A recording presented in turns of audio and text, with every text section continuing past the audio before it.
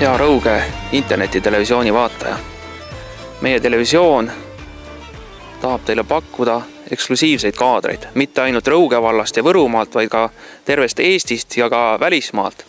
Hetkel me olemegi tulnud siia oma tehnikaga kohale Norramaale, et näidata teile seda ilu. Me oleme praegu Lofootide saare, ühe saarestiku väikse saare peal, mille nimi on Varoi. Siin elab natuke rohkem kui 750 elanikku. See saar on suhteliselt väike, ainult 18 ruutkilomeetrit, aga nagu te näete, siin taustaks on imeilusad mäed. Siia pääseb kas laevaga Poodo linnast, mis on siis nende maakonnakeskus, või siis helikopteriga. Põhilised, millega siin elanikud tegelevad, on siis kala püüdmine ja kala töötlemine. Siin on palju kalatööstuse hooneid ja külmhooneid, kus seda kala hoitakse. Ja kuskil 45% elanikkonnast on hõivatud kalatööstuses.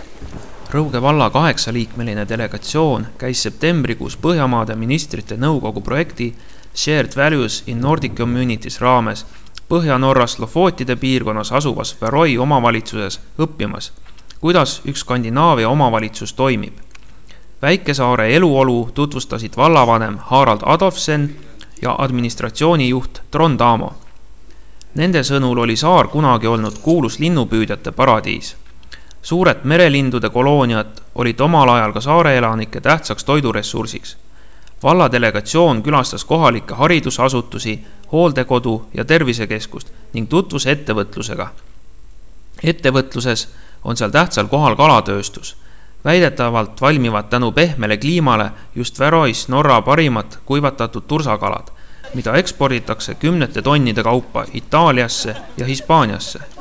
Kalade kuivatamine toimub samade reeglite järgi, nagu seda tehti mitusada aastat tagasigi. Lisaks tursale püütakse sügisel ka hulgaliselt heeringat. Norras selgus, et paljud tegevused, mis Varois päevakorral, on üsna sarnased Rõuges toimuvaga.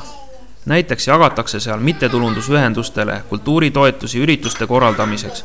Koos käib noortevolikogu, ettevõtjad saavad taotleda projektipõhist ettevõtlustoetust, toimib vallapoolne avahooldussüsteem, ilmub valla infoleht. See kõik andis rõugelastele teadmist ja julgust juurde, et oma tegevustega ollakse õigel teel.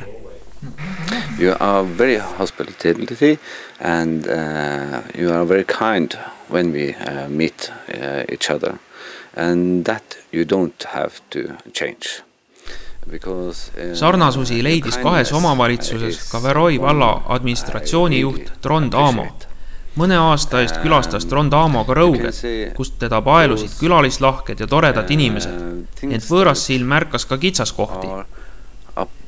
Perhaps a problem in Estonia is that you lose some people to Norway and Sweden and so. And most of them are highly educated. And that's something that is common for Estonia, Latvia, Lithuania. And I think you have to try to figure out how can we keep these people. Varoi ja Rõuge omavalitsused on avatud uutele ideedele ning valmis erinevaks koostööks. Tuleb vaid leida see ühisosa, mis mõlemale sobib. Külaskäik Norrasse andis hulgaliselt värskeid ideid, kuidas seda ühisosa tekitada ning kuidas Norra kogemusi Rõuges kasutada.